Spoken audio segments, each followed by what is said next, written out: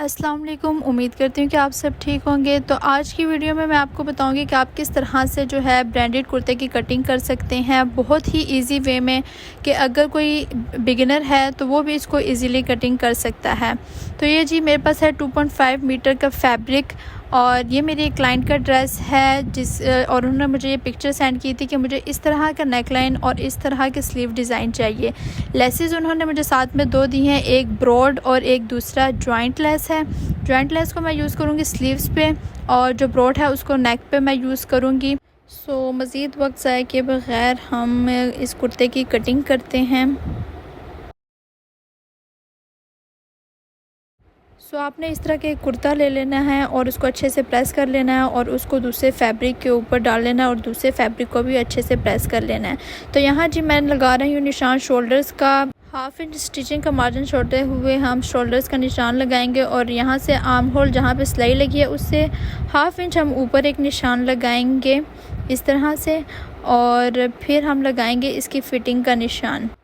1.5 inch stitching का margin छोड़ते हुए हम लोग फ़िटिंग का निशान लगा लेंगे, और इस तरह से चाक का निशान लगा लेंगे। तो आप अपने हिसाब से लगा सकते हैं जितना आपको चाक छोटा या बड़ा चाहिए।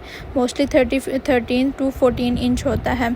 और यहाँ पे फ़िटिंग का निशान लगा के जो मैंने स्टिच करना है, अब आर्म होल का निशान लगाऊंगी, और इस तरह से एक स्क्वायर शेप ड्रा करके, बहुत इजी वे है, साथ साथ आप फॉलो करें तो इंशाल्लाह आपकी बहुत अच्छी कुर्ती कटिंग होगी।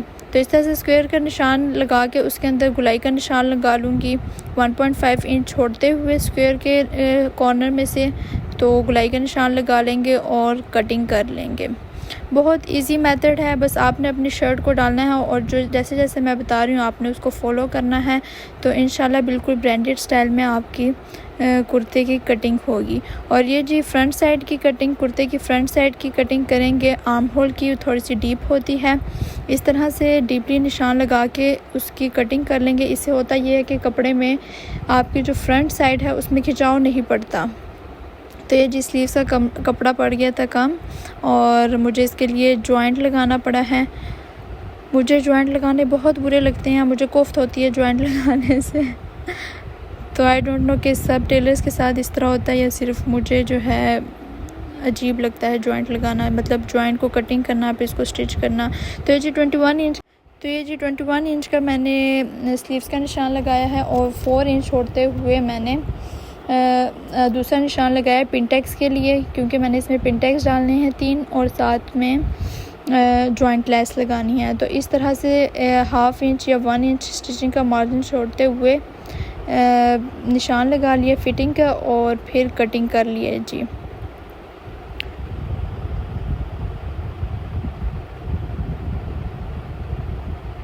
इस जोड़ को मैं इस तरह से यहाँ पे स्टिच कर लूँगी।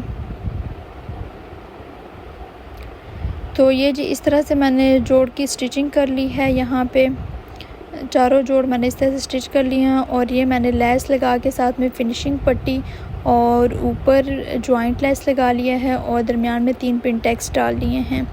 और नेकलाइन कुछ इस तरह से रेडी किया है कि इसको मैंने रखा है ऊपर से 4.5 इंच ब्रॉड, क्योंकि मुझे लेस बढ़ा कर लगानी थी आगे की तरफ।